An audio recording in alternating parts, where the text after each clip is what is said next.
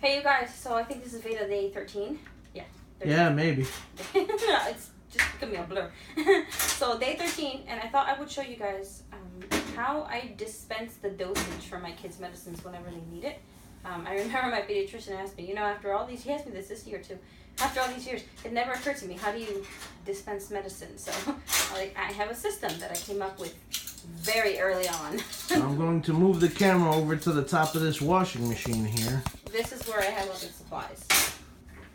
Where Adita's hands are. And I'm missing one of my key supplies. Wonderful. What's that? My dropper. How are you supposed to do this without the dropper? I don't need the dropper. Because here, I'll explain it as this happens. Okay, I'm just showing your hands now, so keep your hands in that area, most okay? Most importantly is this. This is an almost finished bottle of kids' Motrin. We have so many of these that it doesn't matter if I use a dose right now. The little medicine cup and measuring spoons, and if I need a dropper, but for the kids' Motrin, I don't need a dropper anyway. That dropper is from when they're a lot younger, like Suheila's age. Because as they get older, they can just drink it right out of the medicine cup. So, this is how things are done. Depending on what the dose is, I'm just going to use a small amount, a teaspoon. Usually what we do is we find out what the dosage is. Yeah, that's and it's usually in milligrams, right? Milliliters. Okay, yeah. It's usually in milliliters, and then we do a conversion. Like, what's this many milliliters in teaspoons or tablespoons? How many tablespoons are in so many milliliters? And that's how it starts. So it's usually Siri or Google. Okay, Google. Which listens half the time. Yeah. And Siri is a whole nother conversation. Right. So, I don't even know why I'm shaking it that well, because it's not like I'm really going to give it to a kid. Yeah, you're not. So, usually exactly how my husband said, we will start off by finding out what the conversion is into teaspoons. I only use this set of measuring spoons. I will not use any regular spoons because it's the closest to the dosage, if not the exact dosage. Because if you use a regular spoon, you're risking measuring incorrectly, and I'm very paranoid about that kind of stuff. Oh man.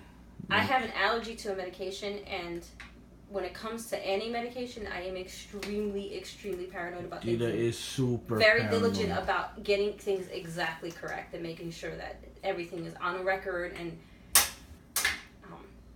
my allergy is pretty severe, so I don't play with that. So this is how we'll do. And usually I try to do more like natural remedies to control pain and fever, but when it comes down to it and I have to do things like Motrin or Tylenol, then I'll do it. So I have the Motrin open. I don't know if you guys can see me that well, so I'm going to describe everything as best as I can. I have the Motrin open. I have the teaspoon measuring spoon in my right hand and the Motrin in my left because I'm left-handed. And it's easier for me to do it this way. And my finger is sort of hovering over the teaspoon because I need to feel when the liquid hits it, because that's how I know that I've reached what I need to reach. This stuff is pretty thick. Not as thick as the Tylenol, but okay. Oop. And sometimes I'll spill. Usually I'll do this over the sink. Right now I just spilled, but it's fine. Usually I will do this over the sink for that same reason. Then I will pour it into the medicine cup. And now my kids have a precise dose on what they need to drink, rather than having to ask someone. And we live independently, so it's not like we can be like, hey, can you help me? Yeah, we really don't, thank God we really try to do everything on our own. And thank God that we are able to. Yeah. And, that is something that we are extremely grateful for. So there you go. My kids have the dosage. Now, if I was going to feed, let's say this was for a younger kid, my hands are sticking out. But if this was for a younger kid, I would take a dropper and I would pull up every bit of liquid that's in this dropper. And since it's already measured out, it's fine. And then I would give the young kid the medicine through the dropper. And that is how I measure my kids' dosage. It is probably a bit complicated, but for me, it's just second nature, and it's done very quickly.